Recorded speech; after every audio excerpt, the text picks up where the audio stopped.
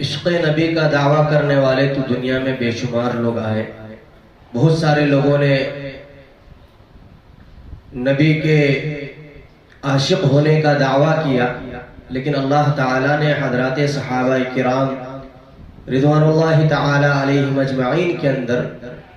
جو عشق نبی کا شوق اور جذبہ دیا تھا وہ کسی دوسرے انسان میں پایا جانا بہت ہی مشکل ہے. واقعہ لکھا ہے کہ ایک مرتبہ جناب محمد رسول اللہ صلی اللہ علیہ وسلم حضرت ابو بکر صدیق رضی اللہ تعالیٰ عنہ اور حضرت عمر رضی اللہ تعالیٰ عنہ کے ساتھ حضرت عثمان غنی رضی اللہ تعالیٰ عنہ کے گھر تشریف لے جا رہے تھے. آقا صلی اللہ علیہ وسلم اپنے گھر سے نکلے، ساتھ میں حضرت عثمان غنی رضی اللہ تعالیٰ عنہ بھی تھے، حضرت ابو بکر صدیق بھی تھے اور حضرت عمر بھی تھے. تو جیسے ہی اللہ کے رسول علیہ الصلاۃ والسلام اپنے گھر سے نکلے اور جانا حضرت عثمان غنی رضی اللہ تعالیٰ عنہ کے گھر کو تھا، تو وہیں سے حضرت عثمان غنی رضی اللہ تعالیٰ عنہ آقا صلی اللہ علیہ وسلم کے پاؤں مبارک کی طرف دیکھنا شروع کیا اور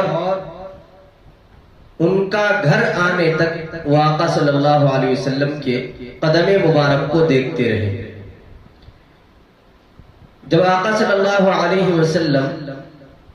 حضرت عثمان غنی رضی اللہ تعالیٰ عنہ کے گھر پہنچ گئے تو حضرات صحابہ میں سے کسی نے دیکھ لیا اور آقا صلی اللہ علیہ وسلم سے کہا کہ پتہ نہیں کیا بات ہے، عثمان غنی رضی اللہ تعالیٰ عنہ آپ جب گھر سے نکلے اس وقت سے لے کر کے آپ کے یہاں پہنچنے تک آپ کے قدم کی طرف دیکھ رہے تھے. تو آقا صلی اللہ علیہ وسلم نے حضرت عثمان سے پوچھا کہ بتاؤ عثمان، میں اپنے گھر سے نکلا اور وہاں سے لے کر کے تمہارے گھر آنے تک تم میرے قدم پر کیا چیز دیکھ رہے تھے؟ تو حضرت عثمان غنی رضی اللہ تعالیٰ عنہ کے عشق نبی پر قربان جائے، حضرت عثمان غنی رضی اللہ تعالیٰ نے فرمایا کہ آپ جیسی شخصیت، آپ جیسی ہستی میرے گھر تشریف لا رہی ہے، میں نے ارادہ کیا تھا کہ آپ کے گھر سے لے کر کے میرے گھر پہنچنے تک آقا صلی اللہ علیہ وسلم جتنے قدم رکھیں گے ہر قدم کے بدلے میں ایک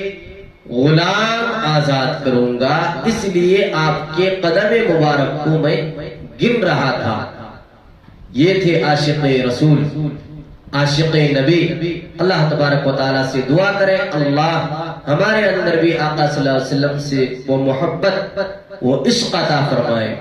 کسی شاعر نے کیا ہی خوب کہا ہے کہ نکل جائے دم تیرے قدموں کے نیچے،